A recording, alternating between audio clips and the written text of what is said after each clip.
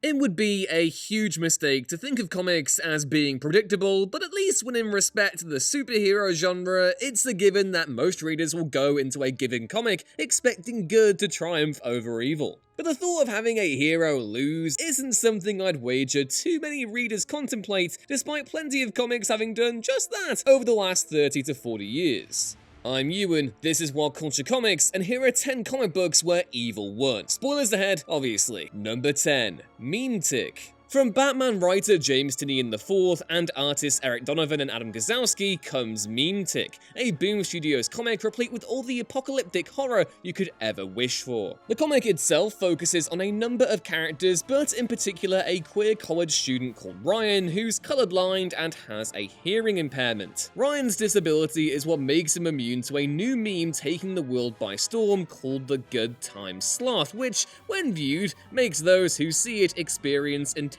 sensations of joy. However, it soon transpires that anyone who views the meme begins to bleed from their eyes and scream uncontrollably, losing all control and becoming violent against all those who also aren't screaming out their lungs. The world descends into chaos, and while trying to find a cure for those who witness the meme, Aaron's boyfriend Ryan reveals that he himself had seen it, which leads him to take his own life by jumping off a balcony. Things only get worse from there, with the screamers evolving to transmit the meme's virus without any visuals necessary, which leads to the comic's other protagonists, Marcus, Peter, and Meredith, all becoming infected, while all the other screamers merge to form giant human meat towers with nothing but their faces intact.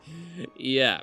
Our heroes eventually find the creator of the meme, but any hope for a cure disappears once he kills himself with all his other computers destroyed. Meredith decides to take her own life at this point, while Marcus transforms into a screamer, and Aaron willingly assimilates himself into the human tower nightmare because he feels left out. Meme Tick's ridiculously bleak conclusion is capped off by an alien vessel descending onto the planet, which serves as the cherry on top of the proverbial depression cake it serves up from start to end. Number 9, Ruins. In terms of must-read Marvel comics, Kurt Busiek and Alex Ross's Marvels is absolutely up there with the best of the best. The series, which released over the course of 4 months in 1994, chronicled the development of the Marvel Universe through the eyes of Daily Bugle reporter Phil Sheldon, who personally witnesses the world transition from the golden age of the 1930s and 40s to the Marvel age of the 1960s. It's a fairly seminal work, one defined by its beauty and the story's own deep reverence for the superhero genre. But then there's Ruins, which is everything Marvel's isn't. Released a year after Marvel's and with an entirely different creative team, Ruins essentially explored a version of the Marvel Universe where everything that could go wrong did go wrong. Instead of transforming into an angry rage monster, Bruce Banner's run-in with the Gamma Bomb test turns him into a hulking mass of grotesque tumors. The United States is also run by an oppressive dictatorship, and the Avengers are a rebel group based in California who suffer significant deaths as the result of a Quinjet crash. It's all just a bit grim, really. Like, literally everything goes wrong and not even Galactus is spared. Oh, and Nick Fury's a cannibal? Just in case you thought it couldn't get any weirder. Number 8, Joker. Brian Azzarello and Lee Bermejo's Joker released in the midst of The Dark Knight, and that's pretty apparent once you read it. Bermejo's Clown Prince seemingly takes a number of cues design-wise from Heath Ledger's depiction, while Azzarello's script casts the character in a less than comedic light. This version of Joker is brutal, uncaring, and exists in a version of Gotham that is bleaker than bleak, and that naturally translates into the comic's finale too, which ends with small-time crook and reader surrogate Johnny Frost, great name, taking a tumble into the Gotham River after being scarred by his chaotic associate. Joker may still be a Batman comic at the end of the day, but the Caped Crusader doesn't stand in the way of his arch-nemesis' rampage until the final act, where he's able to manipulate the clown into having one of his trademark outbursts. Sadly, said outburst is what leads Frost to his own doom, capping off a thoroughly miserable and exploitative journey that involved Joker flaying a man for looking at Harley Quinn too long, and also raping Frost's ex-wife. Truly, we all live in a society. Society, but it's edgy. Yeah. Number 7, The Fade Out.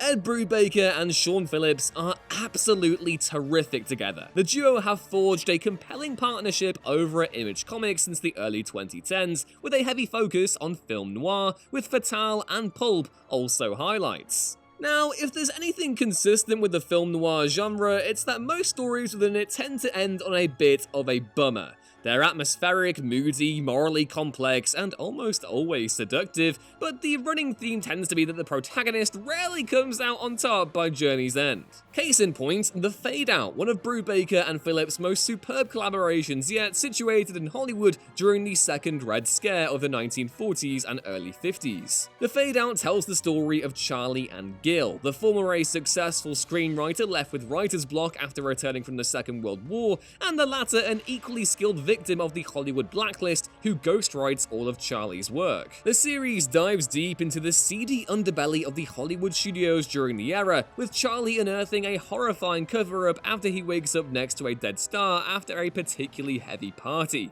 I dare not spoil the particulars of the ending because the comic really must be read, but it's as devastating as it is brilliant. Number 6. Torso. Torso tells the story of the Untouchables sequel that never was, focusing on Elliot Ness after his legendary takedown of Chicago gangster Al Capone, as he tries to unearth the mystery of the Cleveland Torso Killer, a real-life serial killer who was said to have personally targeted Ness once he became the city's safety director in the 1930s. A collaboration between Marvel-turned-DC writer Brian Michael Bendis and Mark Andreyko, Torso is a moody, atmospheric read that lays bare the true horror of the Torso killings, telling the story from the perspective of Ness and two other detectives, Peter Merlo and Sam Simon. Bendis himself researched the case extensively while developing the comic, which in real life went unsolved despite Ness believing the culprit to be a doctor called Francis E. Sweeney, a veteran of the Great War who was also a surgeon. The story goes that Ness was unable to apprehend Sweeney due to him being related to an influential Cleveland politician, Martin L. Sweeney, but Torso dares to fill in the blanks a little more gruesomely. After resorting to burning down a Hooverville Ness believed the murderer was selecting his victims from, detectives Merlo and Simon make a breakthrough in the case, but things go horribly wrong. As with The Fade Out, it's better that you read this one without getting spoiled, just be prepared for a gut-wrenching conclusion if you do actually read it. Number 5. Batman, A Death in the Family.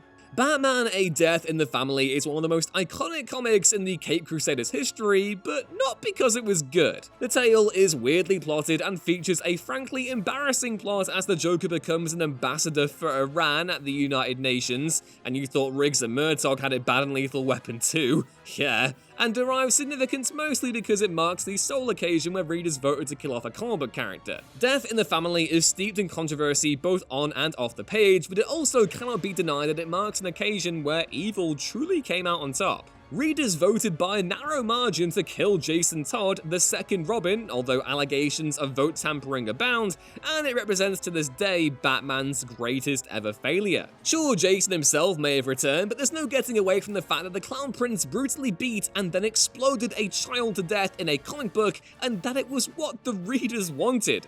That's just straight up cold, no matter how you cut it. Number 4. JLA Earth 2. This Grant Morrison comic, which features art from Frank Quitely, ends in a stalemate between the two leagues, but there's no getting away from just how evil the antimatter universe of Earth 2 is. Earth 2 has Ultraman rather than Superman, Owlman instead of Batman, Superwoman as the evil Wonder Woman, and then Johnny Quick, great name, and Power Ring as the stand-ins for Flash and Green Lantern, and they are all bad to the bone. In the antimatter universe, literally every hero who emerges is doomed to fail, whereas in the main DC reality, they're usually meant to prevail. Apply that to the entire history of the old Earth 2, which also directly implies Benedict Arnold successfully betrayed George Washington to the British, and you're left with countless lifetimes of evil endings. Number 3. The Hard Goodbye. Sin City is a classic Frank Miller series that plants its roots firmly in the film noir genre, and anyone familiar with the series will know it has a habit of ending things on dour notes. Nowhere is this best embodied than in the comic's debut arc, The Hard Goodbye, which would later be adapted to the big screen along with many of Miller's other Sin City works in 2005, with Mickey Rourke playing the comic's protagonist, Marv. The Hard Goodbye sees Marv, a veteran-cum hitman, stand accused of the murderer of a sex worker he'd been frequenting called Goldie. Marv sets out to clear his name and eventually discovers that Goldie was the victim of a Sin City serial killer called Kevin, played by Elijah Wood in the film, and oh god, that smile. That creepy smile. Marv gets his revenge in brutal fashion, dismembering Kevin and feeding him to his dogs, but it's all for naught. Kevin was well connected to Sin City's influential Rourke family, who have the cops in their pockets. Marv is tried and eventually convicted of all of Kevin's murders and is summarily executed in the electric chair. Ugh. Number 2. Watchmen. Watchmen concludes just as the United States and the Soviet Union teeter on the edge of nuclear conflict. Night Owl and Rorschach discover that Ozymandias has devised a secret plan to bring about world peace that will in itself result in the deaths of thousands, dropping a fake alien squid in the middle of New York in order to get the world powers to work together against a fake alien threat. But here's the thing, Ozymandias' actions are evil no matter how well intentioned, but the heroes stand to lose more from immediately exposing his conspiracy in that moment than they do if they just go along with it, as it could reopen the prospect of open nuclear conflict. And so they all, bar Rorschach, agree to keep it secret. The only alternative in that moment, which Rorschach doesn't quite realise, would lead to countless more deaths. That also said, no matter his beliefs or intentions, Ozymandias still commits an unquestionably evil act. Evidence presented in the text suggests that his recourse wasn't necessary either, and if we are to take Doomsday Clock and HBO's Watchmen as true sequels to Moore and Gibbons' seminal text, then Ozymandias' scheme gets exposed anyway, making him both a mass murderer and also the world's dumbest ever smart person. And number 1, Spider-Man One More Day. Yeah, I know this is a classic What Culture staple, but come on! The series upended decades worth of Peter Parker's history in an attempt to make him seem more hip and relatable with the youth, and it's a decision Marvel are still reckoning with almost 15 years later. The comic takes place in the aftermath of Civil War, where Peter Parker very stupidly revealed his identity to the world to help convince those skeptical of Iron Man's pro-registration movement. He switches sides in the course of the conflict, becomes a fugitive, and then his old adversaries start targeting his family, because of course they do, which leads to Aunt May getting mortally wounded. Peter does what any irradiated young adult would do in the Marvel Universe and decides to strike a deal with Mephisto to bring his elderly aunt back to life. Mephisto conveniently throws in the addition of a mind wipe so that people will also forget Peter's identity reveal, but at the cost of his marriage with Mary Jane, plus the children they would have eventually had. Look, One More Day just exemplifies everything that's wrong with the superhero genre, but specifically Marvel and DC's obsession with the status quo. It also remains the bedrock on which all subsequent Spidey runs have been laid on, and if that isn't the naffest thing ever, then what is? And those were 10 comic books where evil won. Know of any other comics where the hero loses? Let us know in the comments below, and please don't forget to like the video if you enjoyed it and to subscribe to What Culture Comics so you don't miss another upload. I've been Ewan, catch my own misadventures on Twitter at EwanRuinsThings, and I will see you next time. Bye!